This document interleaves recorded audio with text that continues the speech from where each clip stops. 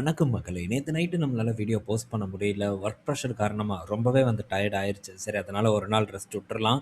இன்னைக்கு நம்ம ஃப்ரெஷ்ஷா ஆரம்பிக்கலாம் அப்படின்னு தான் நேத்து நம்ம வீடியோ போஸ்ட் பண்ண முடியாம போச்சு. நண்பர்கள் சில பேர் கேட்டிருந்தாங்க. ஸோ உங்களுடைய அன்புக்கு ரொம்ப நன்றி. நம்ம இன்னைக்கு எல்லாம் டிஸ்கஸ் பண்ணுவோம். இன்னும் 2 நாள் இருக்கு. சும்மா தான் இருக்க போறோம்.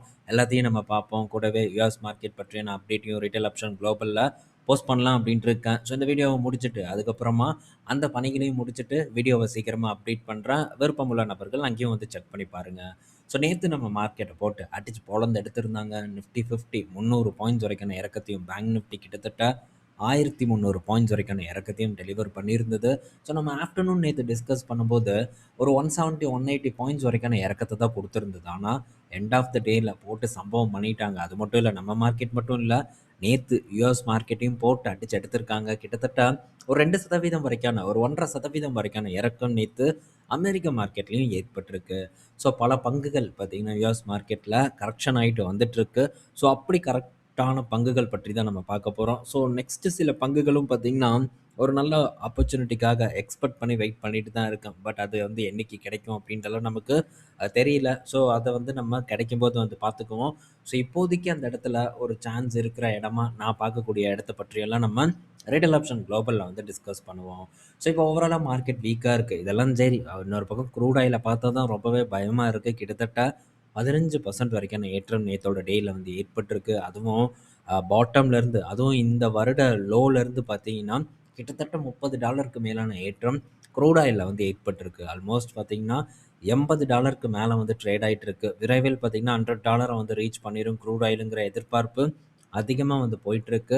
ஸோ அத பற்றியான விஷயங்கள் தான் நெறையவே வந்துட்டுருக்கு. ஸோ இன்னும் இந்த மாரியான ஒரு சம்பவம், அதாவது ஈரான் தடை பண்ணிட்டே இருந்ததுன்னா, ஸோ இந்த க்ரூட் ஆயிலோட விலை $150 ரீச் பண்ணும் அப்படின்ட்டு கத்தார் மினிஸ்டர் பார்த்தீங்கன்னா, ஒரு வார்னிங் குடுத்துருக்காங்க. ஸோ இது எங்க போய் முடிய போகுதுங்கிறதெல்லாம் பொறுத்திருந்து பார்ப்போம். ரொம்ப நாள் படுத்து கிடந்த க்ரூட் ஆயில் இப்போ ஒரு பிரச்சனையின் காரணமா ஒரு ஏற்றத்த குடுக்க ஆரம்பிச்சிருச்சு. இந்த ஏற்றம் ரொம்ப தூரம் போகக்கூடாது அப்படிங்கிறது தான் நம்மளோட எதிர்பார்ப்பா இருக்கு. மேபி போச்சுன்னா, அது கண்டிப்பா ஒரு அழுத்தத்தை ஏற்படுத்தும். அந்த மாரியான ஒரு அழுத்தம் ஏற்பட்டதுன்னா, பாதிப்பு ஏற்படலாம். ஸோ இன்ஃப்ளேஷன் பெரிய அளவுக்கு கூடுங்கிற ஒரு பயம் நம்ம நாட்டுல இருந்துட்டு இருக்கு. ஸோ இந்த மாரியான விஷயங்கள் நடந்ததுன்னா, வங்கிகளுக்கு இந்த கடன் இதுவும் பார்த்தீங்கன்னா குறையும்னு சொல்லியிருக்காங்க. இபிஎஸ் டிக்ளைன் ஆகும் அப்படிங்கிற ஒரு எதிர்பார்ப்ப யூபிஎஸ் வச்சிருக்காங்க. பட் இதெல்லாம் ரெகுலரா நடந்தா தான். இது தொடர்ந்து ரொம்ப நாட்களுக்கு நீடிச்சு இருந்தா தான், ஒரு பெரிய ப்ரெஷர் வங்கிகளுக்கு ஏற்படும். ஸோ இப்போதைக்கெல்லாம் பெரிய ப்ரெஷர் ஏற்படாது. பட் ஒரு பயத்தையும் நம்ம முன்னாடி காமிச்சுட்டு, ஸோ பிரைவேட் பேங்க் அட்ராக்டிவா இருக்கு அப்படின்ட்டு யூபிஎஸ் தரப்புல அப்டேட்டும் குடுத்துருக்காங்க. இதுல கோட்டாக் அண்ட் ஆக்சிஸ் 2மே பார்த்தீங்கன்னா அட்ராக்டிவா இருக்கு அப்படின்ட்டு சொல்லியிருக்காங்க. பட் இது 2ம் என்ன பொறுத்தவரைக்கும் அட்ராக்டிவா இல்ல. ஸோ நம்ம அட்ராக்டிவா இருக்கக்கூடிய பங்க பத்தி நேத்து கூட டிஸ்கஸ் பண்ணோம். ஸோ இன்னும் இப்போ சில பங்குகள், ஸோ போர்ட்ஃபோலியோவுக்கு ஒரு அடித்தளமா அமையக்கூடிய பங்குகள் எல்லாம் பார்த்தீங்கன்னா, நல்ல இடத்துல இருந்துட்டு வந்துட்டு இருக்கு. ஸோ இந்த வீக் பார்த்தீங்கன்னா, அந்த பங்குகள் பற்றியான அப்டேட்டையும் உங்க கூட நான் ஷேர் பண்றேன். என்னென்ன பங்குகள், என்னென்ன பங்குகள் நல்ல இடத்துல இருக்கு அப்படிங்கிறத பற்றி நம்ம வீக்ல டிஸ்கஸ் பண்ணலாம். ஸோ அடுத்தது பார்த்தீங்கன்னா, ரிலையன்ஸ் தரப்புலேருந்து ஒரு அப்டேட் வந்திருக்கு. ரிலையன்ஸ் பார்த்தீங்கன்னா, வேசஸ் அப்படிங்கிற ஒரு ப்ரீமியம் சாக்லேட் கம்பெனி கூட ஒரு அக்ரீமெண்ட்ட போட்டிருக்காங்க. ஒரு பார்ட்னர்ஷிப்ப போட்டிருக்காங்க. அத கொண்டு இங்க விக்க போறதுக்கான ஒரு செய்தி நமக்கு கிடைச்சிருக்கு. ஸோ இது ரிலையன்ஸ் ரீட்டெயில பொறுத்தவரைக்கும் ஒரு நல்ல செய்தி. ஸோ இந்த ஃபேசர் அப்படிங்கிற ப்ராடக்ட் யூரோப்ல ரொம்பவும் ஃபேமஸான சாக்லேட்ஸ் அப்படின்னு சொல்றாங்க. ஸோ யூரோப்லேருந்து பல நண்பர்கள் பார்க்குறாங்க. உண்மையிலேயே இது ரொம்ப ஃபேமஸான ஒரு சாக்லேட் பிராண்டா அப்படிங்கிறத அ க இத பற்றியான வேறு சில தகவல்கள் தெரிஞ்சாலும் நீங்க கமெண்ட் செக்ஷன்ல தாராளமா கமெண்ட் பண்ணலாம். அடுத்தது அசோக் லேலண்ட் கிட்ட இருந்து ஒரு அப்டேட் வந்திருக்கு. அசோக் லேலண்ட் பார்த்தீங்கன்னா, இப்போ சென்னை சூப்பர் கிங்ஸோட அஃபிஷியல் பார்ட்னரா இப்போ மாறியிருக்காங்க. இது அசோக் லேலண்ட பொறுத்தவரைக்கும் ஒரு நல்ல செய்தி தான். ஸோ ஸ்பான்சர்ஷிப் பண்றாங்க. பிராண்ட பார்த்தீங்கன்னா, இன்னும் பெரிய அளவுக்கு எக்ஸ்பேண்ட் பண்றதுக்கான ஒரு முயற்சியில அசோக் லேலண்ட் நிறுவனம் இணைஞ்சிருக்காங்க. ஸோ புது ஜெர்சி நீங்க பார்த்திருப்பீங்கன்னு நான் நினைக்கிறேன். சிஎஸ்கேவோடத. ஸோ அங்க அசோக் லேலண்டோட லோகோ பார்த்தீங்கன்னா, இடம் பெற்றிருக்கு. கல்ஃப ரீப்ளேஸ் பண்ணியிருக்குன்னு நான் நினைக்கிறேன். கல்ஃப ரீப்ளேஸ் பண்ணிட்டு தான் இந்த அசோக் லேலண்டோட ஸ்பான்சர்ஷிப் இந்த ஜெர்சியில இடம் பெற்றிருக்கு. ஸோ நல்ல செய்தி தான். எப்படி டாடா ஐபிஎல். டாடா பார்த்தீங்கன்னா, ஐபிஎல்லுக்கே ஸ்பான்சர் பண்றாங்க. அசோக் லேலண்ட் ஒரு டீம மட்டும் புடிச்சு ஸ்பான்சர் பண்றாங்க. ஸோ எல்லாம் நல்ல விஷயம் தான். ஸ்பான்சர் டெஃபினட்டா நம்ம பண்ணியே ஆகணும். எந்த அளவுக்கு நம்ம மார்க்கெட்டிங் பண்றோமோ, அந்த அளவுக்கு நம்ம பிராண்ட் இன்னும் பெரிய அளவுக்கு ரீச் ஆவதற்கான வாய்ப்புகள் தான் அதிகமா இருக்கு.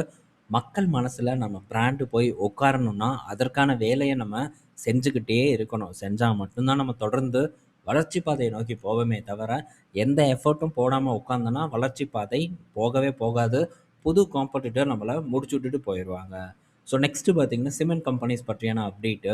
ஸோ பிப்ரவரியில பார்க்கும்போது சிமெண்ட்டோட டிமாண்ட் வந்து ரொம்பவே நல்லா வந்து உயர்ந்திருக்கிறதா ஒரு டேட்டா வந்து குடுத்துருக்காங்க. அது மட்டும் இல்ல, சிமெண்ட்டோட பிரைஸ், அதாவது ஒரு மூட்டையோட பிரைஸ் வந்து நார்த்து, சென்ட்ரல், வெஸ்ட் இந்தியால கிட்டத்தட்ட ரூ. 5லேருந்து ரூ. 10 வரைக்கும் ஏறி இருக்கிறதாவும், சவுத் அண்ட் ஈஸ்ட்ல பார்க்கும்போது ரூ.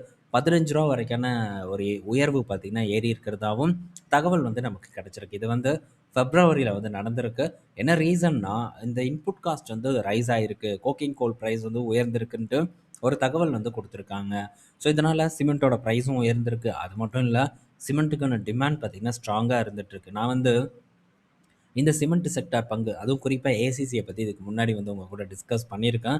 ஸோ ஏசிசி பார்த்தீங்கன்னா, இப்போ ஒரு டவுன் ட்ரெண்ட்ல தான் இருந்துட்டுருக்கு. சப்போர்ட் எல்லாம் உடைச்சு கீழ இறங்கி தான் வந்து போயிட்டுருக்கு.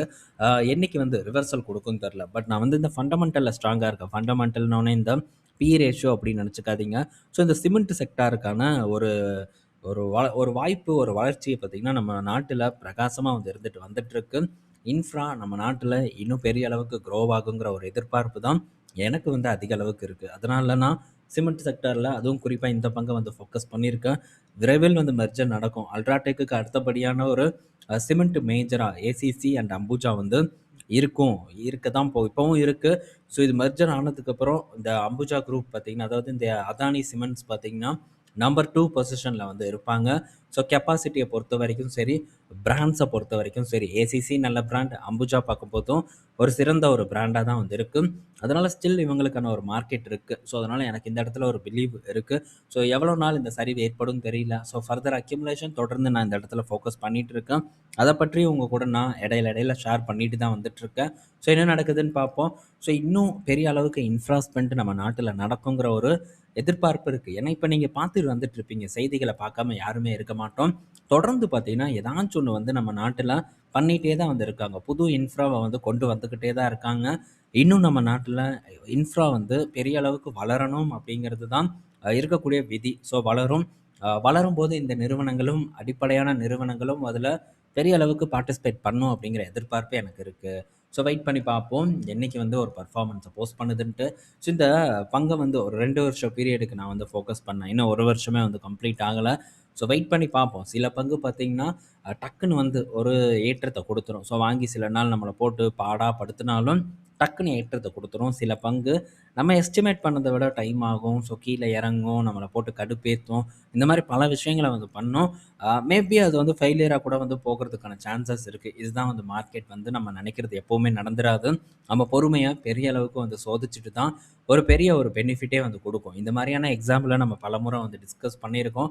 இது வெறும் ஏசிசிக்குன்ட்டு இல்ல. நம்ம பொதுவா வந்து பேசுறோம். ஸோ என்னன்னா, அ டக்குன்னு வந்து ஏறிருச்சுன்னா, நல்லா வந்து பண்ணியிருக்கோம் அப்படிங்கிற ஒரு அர்த்தம் இல்ல. ஸோ மார்க்கெட்ல அதுக்கு ஒரு கிராக்கி பார்த்தீங்கன்னா, அப்பதான் ஏற்பட்டிருக்கு. ஸோ இப்போதைக்கு பார்த்தீங்கன்னா, சில பங்குகளுக்கு கிராக்கி ஏற்படாம இருக்கு. ஸோ அதுவரைக்கும் நம்ம பொறுத்து இருக்கணும். ஸோ நம்ம வந்து ஸ்ட்ராங்கா நம்ம எல்லாமே வந்து இத செக் பண்ணியிருப்போம். ஸோ எல்லாமே பண்ணதுக்கப்புறம் தான் ஒரு பங்கு பக்கமே நம்ம போய் விழுவோம். ஸோ அந்த மாரி விழும்போது, அதில நம்ம பொறுமையா இறங்க இறங்க நம்ம அக்யூமுலேட் பண்ணி, ஸோ அதுக்கப்புறம் அது நல்ல ஒரு பலன் அளிக்கும்போது, அப்பவும் நம்ம ரொம்ப பொறுமையா இருக்கணும். அப்பவும் நம்ம போய் அவசரப்பட்டுட்டு, ஓகே குடுத்துறலாம் 10% வந்துருச்சு, ஒரு 15% வந்துருச்சு, இல்ல ஒரு 30% வந்துருச்சு, வெளிய போயிரலாம் அப்படின்னு நெனச்சோம்னா, பெரிய ஒரு ரிட்டர்ன வந்து நம்ம தவற விடுவதற்கான வாய்ப்பு இருக்கு.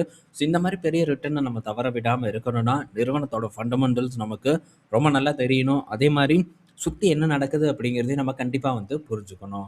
ஸோ பார்ப்போம். தொடர்ந்து வந்து நம்ம ட்ராக் பண்ணுவோம். ஸோ கீழ இறங்குது அப்படிங்கிறதுக்காக இத நம்ம ஸ்கிப்பெல்லாம் வந்து பண்ணிட்டு போமாட்டோம்.